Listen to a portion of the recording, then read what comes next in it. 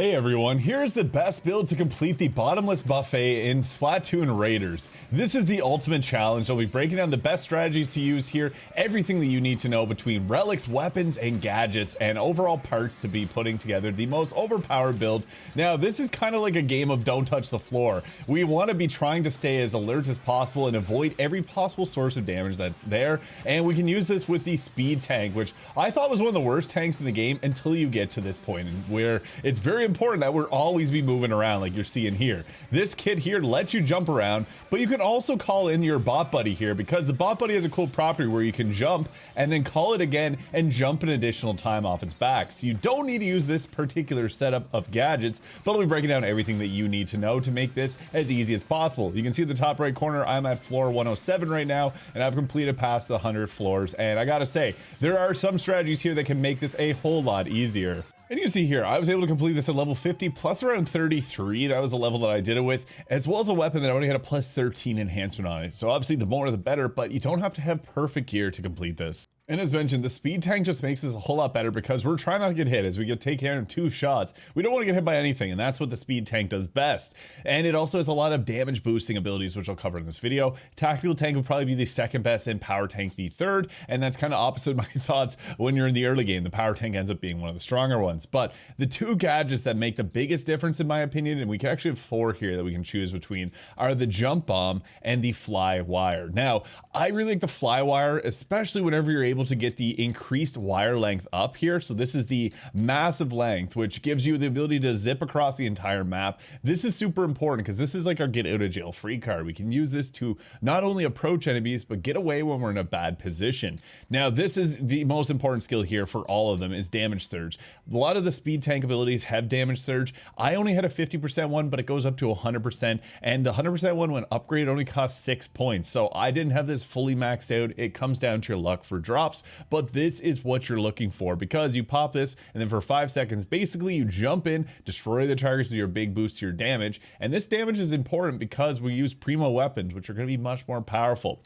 I also like to mess around with the airborne damage up. However, for my testing, when using this and the jump boost, you don't actually get the boost from this as it disappears after you use the other ability. So I don't like to use this one. Then our other 2 most important ones are to grab the tank ability activation. So basically what this does is it allows us to get our special abilities here. The Relic Powers, I was at some points having Speed Pro, Power Pro, and Tactical Pro all equipped. This basically just gives you the tank abilities here. You press ZL to see them. Super important.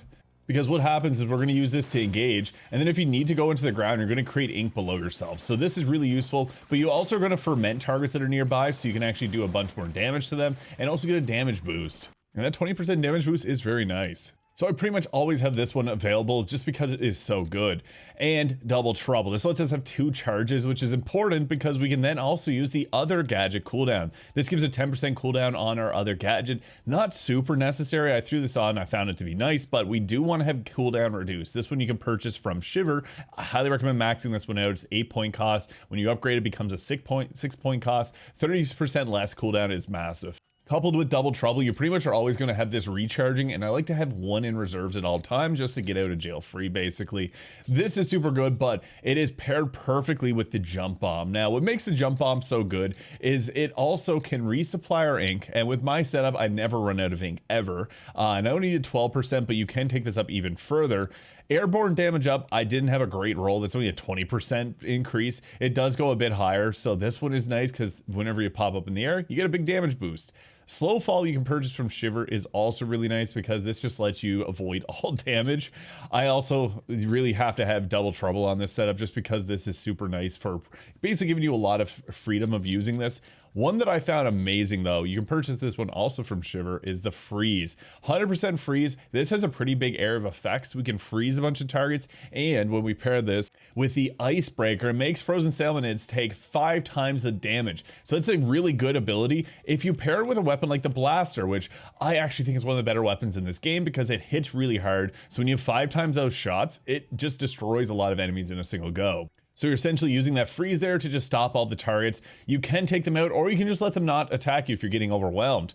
And as the usual, cooldown reduce is just so important, so we're constantly being able to cycle those like you saw at the start of this video. So I like this combination here. You can go with some other stuff, like I do have the explosion area up, which will increase the explosion size, which is great for applying the freeze. The damage isn't really super useful, but it's really just about getting that air time, slow fall, airborne damage up, and then also the increased supply and freeze. Now, I did use the blast boot for a lot of the trials. It just falls off in its effectiveness because you can't get a double charge for it, but it does have a very powerful ink resupply. You can get the damage surge on this one as well, and that's what's good because you jump in with the blast boot, start attacking, wipe them out, and use your Flywire to escape. You can also add additional explosions onto it. And again, this is another one that you can get the 100% freeze on it, which is super useful because again, you get that 5 times damage. It is massive. So this was good, but I found that it falls off because you only get 1 charge compared to the jump bomb, which leaves you in the air, avoiding all damage so you don't go down. I hardly ever went down while doing this. Super useful.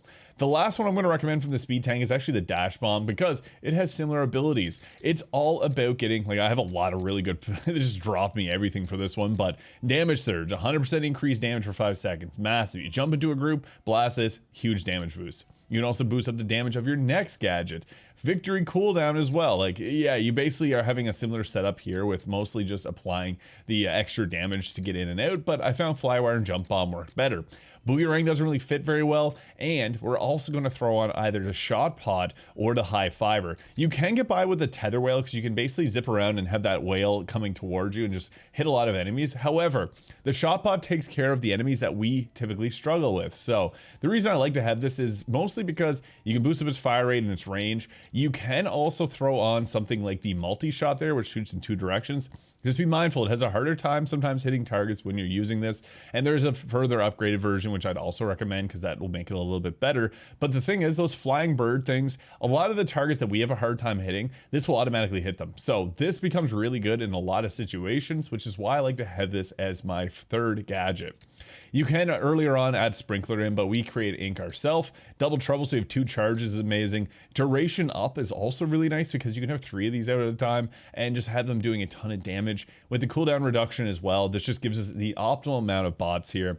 And we basically just use them for the weaker enemies that we don't want to have to waste our time on. We're focusing on bosses. I also like to throw an explosive placement, that's why I upgraded it. It turns this into a grenade. And one of the most important ones is to have it automatically trigger on hit, so you don't have to think about it, you just launch it at all times. So that's what I recommend doing. I just have a slight damage up. It's not like, you basically use this to take out the weaker enemies, so fire rate is better than the damage overall. But if you don't want to use the shot pot, you can alternatively go with like the dash bomb and go with these 3 here. You're untouchable at that point. You can get some pretty nice damage boosts off with this. But I also like to throw on the high fiber because you can basically get this thing hits really hard. So you can line this up in a good position and just destroy bosses. It also can resupply your ink while you're touching an ink line. So you can basically shoot this, walk forward a little bit so you keep hitting yourself with it and get your ink back from this. And it's a good amount of ink back. I don't like to have the auto trigger on hit because you'll throw us in the worst possible places. But this can also freeze, which is amazing. And I like to have the victory cooldown so you can get this a little bit more. But in my opinion, you could also work with the torque screw here because this one will throw you up in the air. I use this for a few levels. I just found that my clearing time wasn't as quick because we never touched the ground. But this is nice if you want to reduce one of the other abilities that we have on there and use like the jump boot, for example, because this with floaty fun lets you just stay in the air. And it can also give you the ferment and you can reduce damage taken. Although I just find that going with the shot pods, jump bomb, and Flywire ends up being the best possible situation here from all the testing that I've done. Now that takes us to Relic Powers. So I swap these around often, but I typically ran with all 3 of these here. The Speed Pro will give you an upgraded form of the speed tank because it'll send enemies flying away from you when you're underground. So that is really nice. However, I took it off to slot some other ones.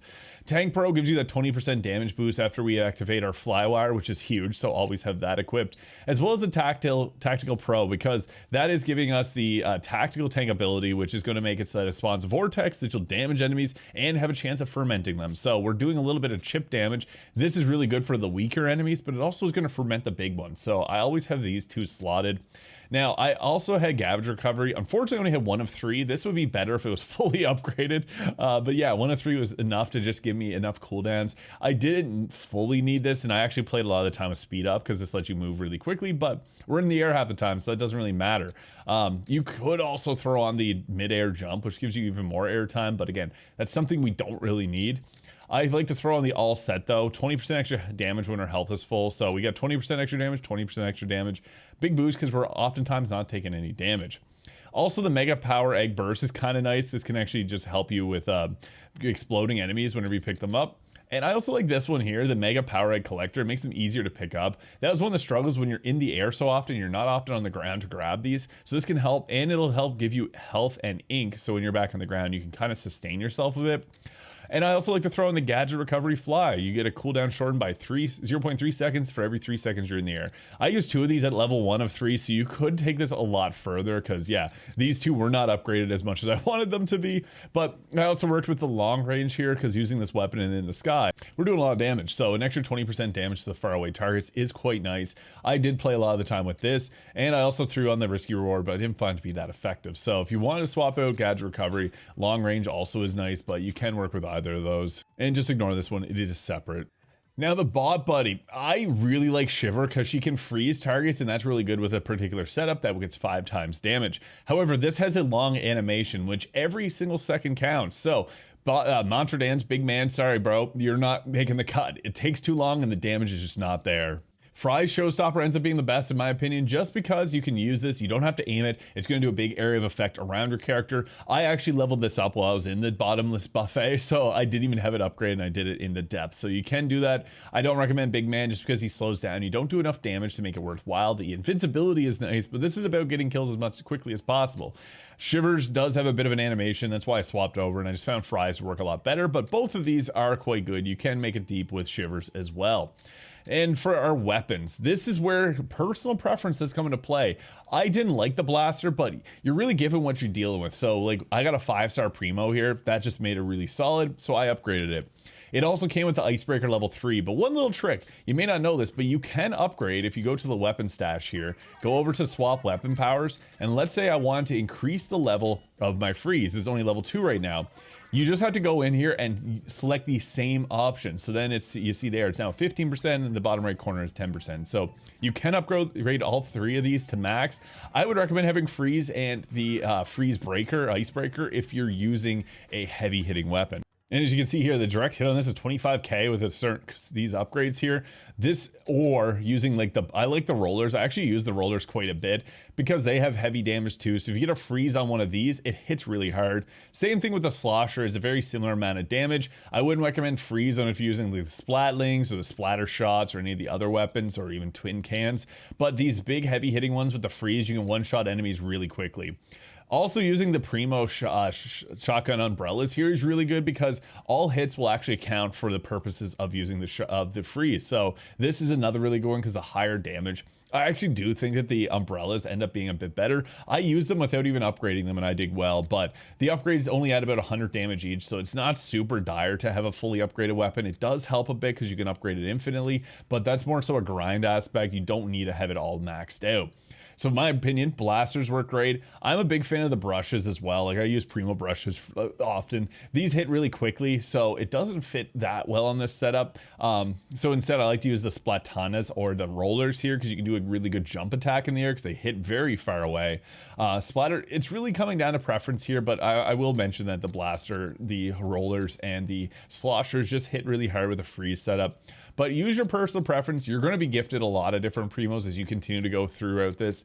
If you were to ask me my top 3 best, Blaster's probably up there, as well as the Brella. And the twin cans are okay. They just don't fit on this build very well. So I'd probably say that the slosher, just because the huge damage output is really good. So Brella, sloshers, and the blasters end up being just the highest possible damage. You can use really anything. All the weapons are pretty well balanced, but for this particular setup, we're trying to get as many big hits as possible. Now, our strategy is typically to open up with Flywire because this gives us the fast movement speed, which can also ferment enemies. And then you're just going to jump up into the air and start blasting because you get that damage ability whenever we're in the air. So you basically want to use it to jump up. We found our target here. Always go after a certain whatever boss you see. I was able to apply the freeze off on them there, which is amazing. You can use your Flywire to zip back down to the ground if you need to, just to bait out certain targets like this. So I was able to get a freeze off on 2 of them there. I was able to take them out. Perfect. Flywire to get up, and then you basically use your jump here to get away.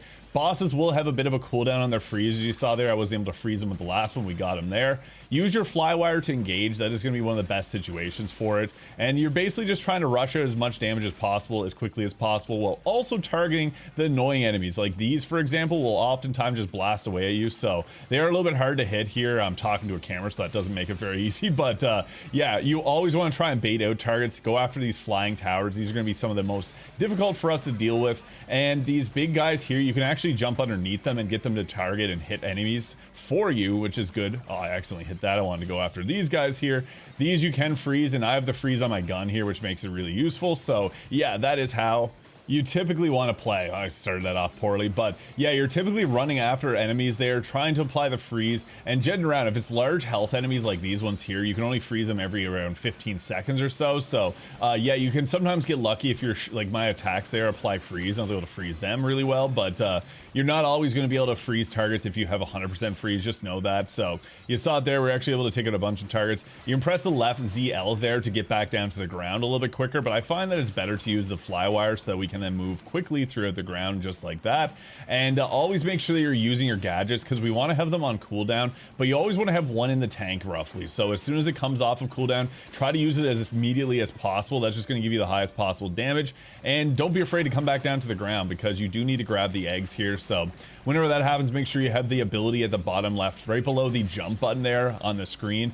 That is going to be a cue to let you know if you have your ability to go through the ground or not, and you don't want to be trying to swim in that gunky ground without it, so that's important. You also want to time your freezes properly, like that this target here with the bomb on its head. You want to try and freeze it whenever that's out, because that's their weak point. So if you can bait enemies into using their animations so you can get them hit with it, that's ideal. I just popped my showstopper there because I needed some breathing room so I could go and grab some of the eggs here, and there we go, got that level down. Typically, I like to save my showstopper, though. I don't think I really needed it, but I was talking to the camera. I can't really focus 100%. So, again, these are our biggest target. Always go after the sniper towers, and I would have a priority on those. And if there's any enemy type that you just don't like dealing with it, deal with it right away. Like, it's the most annoying part is getting after those enemies. Everyone has their own least favorites, so target them and get rid of them, because depending on your weapon, there's going to be different counters to your builds here, so you do have to deal with them. For the umbrella ones that hide underneath the ground, you got to swim underneath them in your ink form. So those are like our biggest weakness.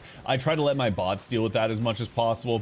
And again, you can call over your bot buddy here to give you a bit of extra help, because you can see there we got a double jump off of them. So you can get real creative with how you use them. If you're using, let's say, the dash bomb instead of the jump here, you can go with a little bit more of a different aerial approach. You just have to constantly be calling over the bots there. But yeah, you want to cycle through your abilities for the damage boost you're getting from both of them. So always be boosting and trying to get up into the air as much as possible. They're going to be, as you use your cooldowns, they're going to give you them back. So that's kind of the overall flow and strategy to it. But yeah, I hope this video was useful. If it was, please hit the subscribe button below for more Splatoon Raiders content. Let me know what you'd like to see next, and I hope you guys all have a great day. We'll catch you in the next one.